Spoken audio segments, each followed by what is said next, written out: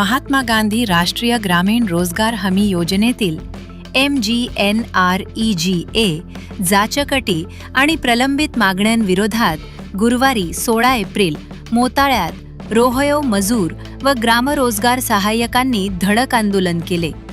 आंदोलकांनी काळ्या फिती लावून शासनाचा निषेध नोंदवला. पंचायत समितीसमोर धरणे आंदोलन करून पंचायत समिती ते तहसील कार्यालयापर्यंत रॅली काढण्यात आली. गट विकास अधिकारी, BDO व तहसीलदारांना मागण्यांचे निवेदन देण्यात आले. रॅली दरम्यान घोषणाबाजीमुळे शहराचे लक्ष वेधले गेले. या आंदोलनाला काँग्रेस व युवक काँग्रेसचा पाठिंबा होता. प्रमुख मागण्यांमध्ये ग्रामरोजगार सहाय्यकांना पूर्ण वेळ नोकरी, थेट पगार तसेच मजुरांसाठी फेस ऑथेंटिकेशन, ऑनलाईन हजेरी, NMMS व ABPS प्रणाली रद्द करण्याची मागणी करण्यात आली. थकीत मजुरी त्वरित देऊन 100 दिवस रोजगाराची हमी द्यावी अशी ही मागणी आहे.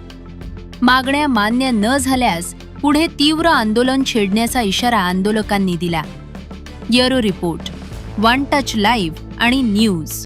आणि काँग्रेस पक्षाचे आम्ही सर्व पदाधिकारी, कार्यकर्ते मंडळी यांनी एक धरणे आंदोलन पंचायत समिती मोताळा इथे आयोजित केलेलं होतं. तिथे धरणे आंदोलन करून आज तहसीलदार मॅडम आणि पंचायत समितीचे गट विकास अधिकारी दोघांनाही आम्ही संयुक्तरित्या निवेदन केलेलं आहे. ग्रामरोजगार सेवकांच्या अतिशय महत्त्वाच्या आणि त्यांना आवश्यक असणाऱ्या काही मागण्या आहे.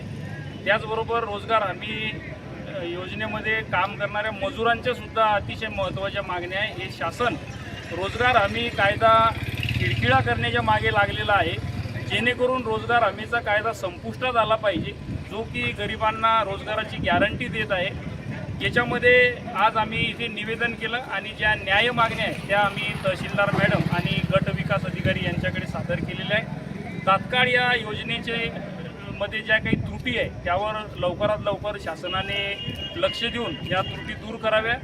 अन्यथा आम्ही याहीपेक्षा अधिक आक्रमक स्वरूपात, तीव्र स्वरूपाचं एक आंदोलन तालुक्यामध्ये उभं करू आणि ग्राम रोजगार सेवक आणि रोजगार हमीवरील मजूर यांना न्याय दिल्याशिवाय काँग्रेस पक्ष आणि आमचे सर्व सहकारी स्वस्थ बसणार नाही, हा इशारा मी या निमित्तानं शासनाला देत आहे. एक मिनिट. कृपया चैनल सब्सक्राइब करायचं विसरू नका. धन्यवाद. नहीं, मगर मैंने टच किया